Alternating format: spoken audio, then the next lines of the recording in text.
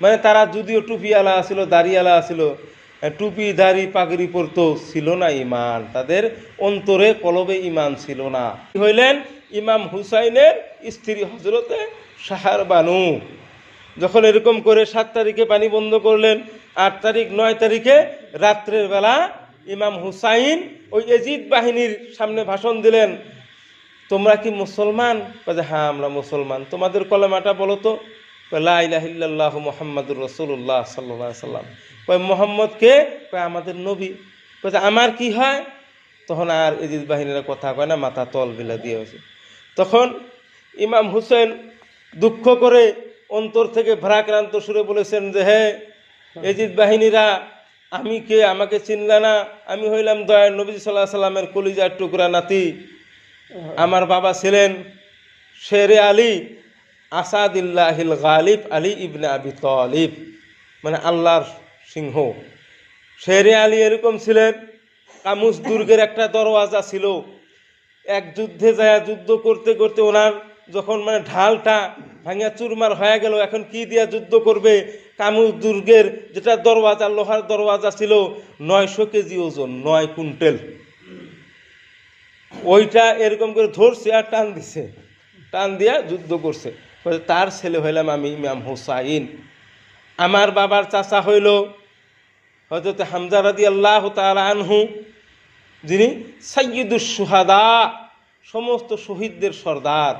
ওহুদের যুদ্ধে যেনাকে এরকম করছিল, হ্যাঁ, আবু লাহাবের স্ত্রী হিন্দা, তার কলজা ফোফরাগুলা কাইটা বাইর করে চাপাইছিল হিন্দা।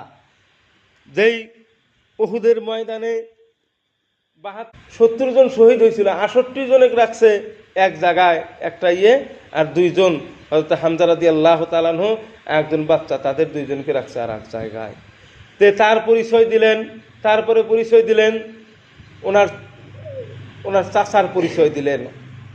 আবু তালিবের একজন ভাই ছিলেন যোদ্ধা, হ্যাঁ, আলমদার, ওনার পরিচয় দিলেন। দেওয়ার পরে সর্বশেষে এজিদ বাহিনীরা একটাই জবাব দিল যে হে ইমাম হুসাইন, তোমার সাথে আমাদের সাথে কোনো নাই, আমাদের এজিদের আদেশ, হয় এজিদের হাতে বয়াত করো, না হয় আমাদের সাথে যুদ্ধ করো, দুইটার একটাই সমাধান।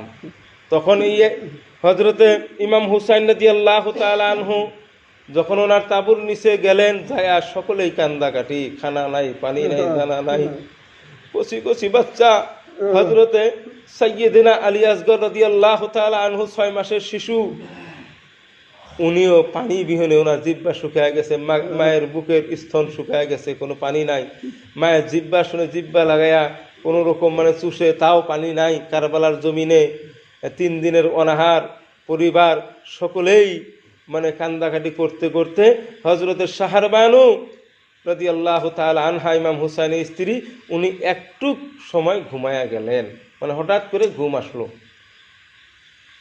যখন ঘুম আসলো, ঘুম আসার সাথে সাথে শাহার বানু রাদিয়াল্লাহু তাআলা আনহা স্বপ্নের মাধ্যমে দেখতেছেন কারবালার জমিনে হযরতে মা ফাতেমা রাদিয়াল্লাহু তাআলা আনহা, উনি নাইমা আয়েশা চোখের পানি দিয়া কারবালার জমিনে এরকম করে লেপতেছেন, লেপাই করতেছেন। লেপাই করতে করতে করতে করতে তার মধ্যে বাবুল কাটা, আরব দেশের মধ্যে, হ্যাঁ, এমনি ঘাস বাবুল কাটা ছাড়া আর জাক্কুম গাছ, হাদিসে যেটা আসছে যে যারা জাহান্নামে যাবে তাদেরকে জাক্কুম গাছ খাইতে দিবে, খালি কাটা, চতুর্দিকে কাটা।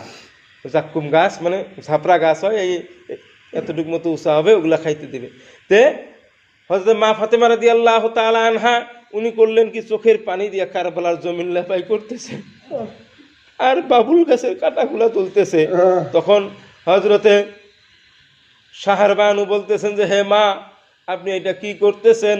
কয় যে আমার বাবা কালকে এই জমিনে ঢলে পড়বে, একটা বাবুল কাঠা যদি লাগে আমার কলিজা আঘাত লাগবে, আমি সইতে পারবো না, ওই জন্য আমি লেপাই করতেছি আর এই জায়গায় থেকে বাবুল কাটাগুলো করতেছি। শাহার বানু বলল, ও মা, কত কাফের বেদিনেরা তীর মারবে, তলোয়ার মারবে, বল্লমের আঘাত করবে।